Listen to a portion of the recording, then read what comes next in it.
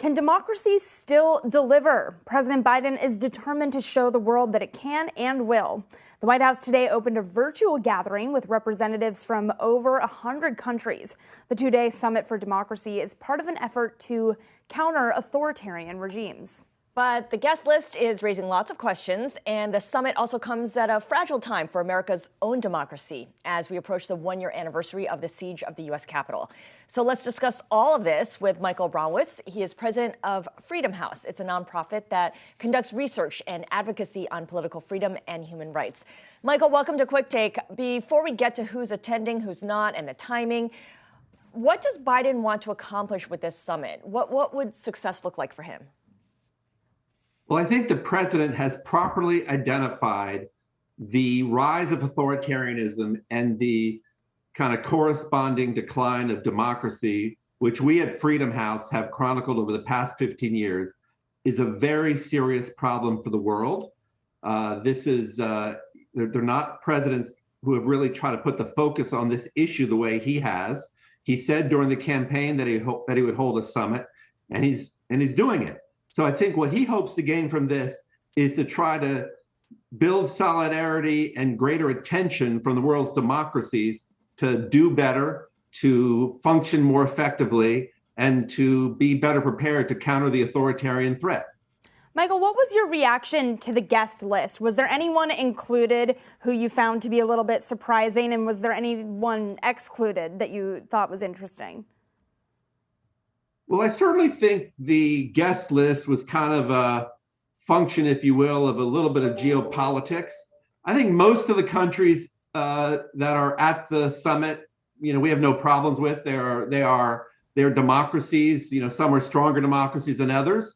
There are a few countries that have been invited that are, say a little bit weird.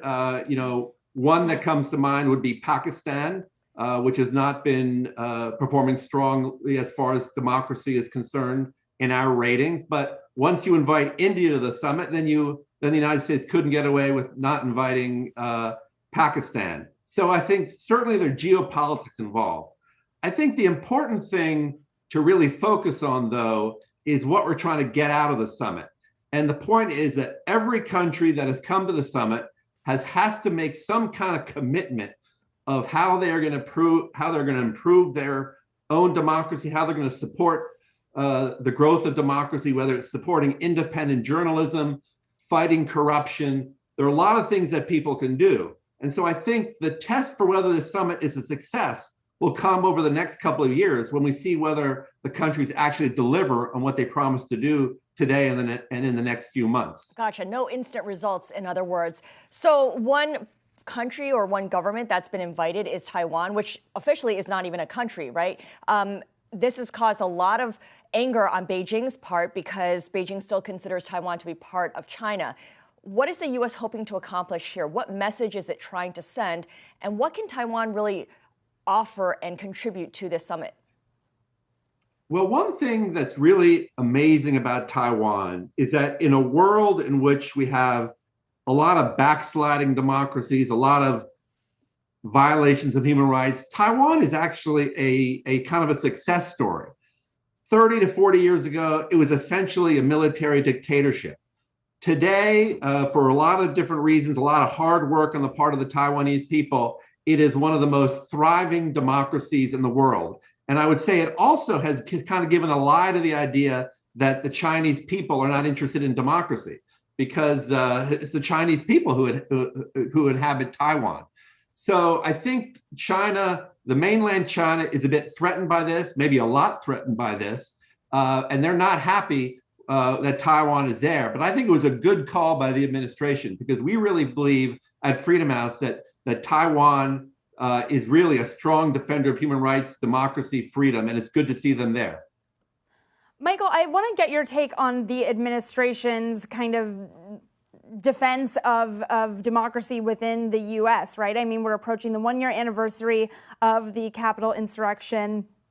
Former President Trump calling the election results into question, even though we know that's not true. But, how does Biden defend the state of democracy in the U.S. during this summit? Well, first of all, we have to be honest that U.S. democracy has not been functioning as well as we would hope it would be functioning in recent years. At Freedom House, we put out an annual survey of kind of the health of democracy every year. And just as there's been an erosion of democracy around the world, we see over the last 10 years, there's been an erosion of democracy in the United States. Now, we have to have some context for that.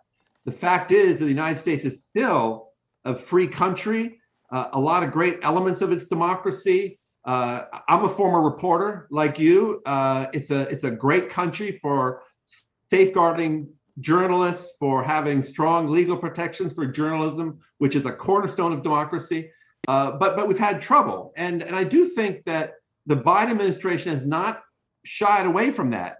It strikes me that in the comments that I've seen from the president, the secretary of state, and others, there has been a recognition that the United States also has to try to improve its own democracy. Not easy. There's such polarization. It's very difficult to get things through the US Congress. But I do think that the great thing about America is that there's a capacity for renewal. And so I think it's appropriate for us to have the summit, and it's appropriate for the president and others to acknowledge some of the shortcomings in US democracy. The shortcomings and perhaps the contradictions as well, because another test of U.S. democracy is how a lot of Republican-led states are passing voting restrictions 1 year before the midterms, even as certain places like New York City are looking to let non-citizens vote in local elections as well. The definition of democracy and who gets to participate in it changes according to where you are, and each side can claim that they're doing the right thing. Correct. We're a federal system. It's up to the states how they're going to run elections. There are 50 different rules for how that's going to happen. And there's no question that something that is kind of sacrosanct to democracy, which is the right to vote, has become deeply politicized. I mean, we think that it should be, it's an honor to be able to vote. And we think there should be as few restrictions as possible. We recognize that sometimes states have to take steps to make sure that votes, that there's integrity to the voting. But as far as I can see, there's not been really significant fraud in U.S. elections over the last number of years. In fact, most independent studies say that U.S. elections, certainly the one in 2020, was well run. So it's disappointing to see efforts to restrict voting.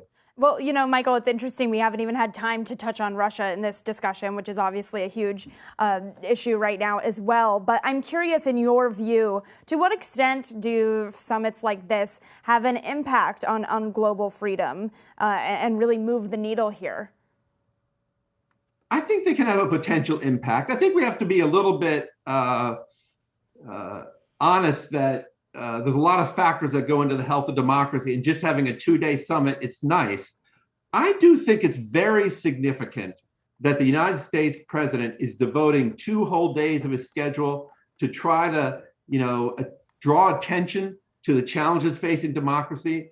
I think this is one of the biggest issues in the world today, up there with global warming. And I think it's very significant that the United States is having the summit, is trying to focus attention on this very serious problem.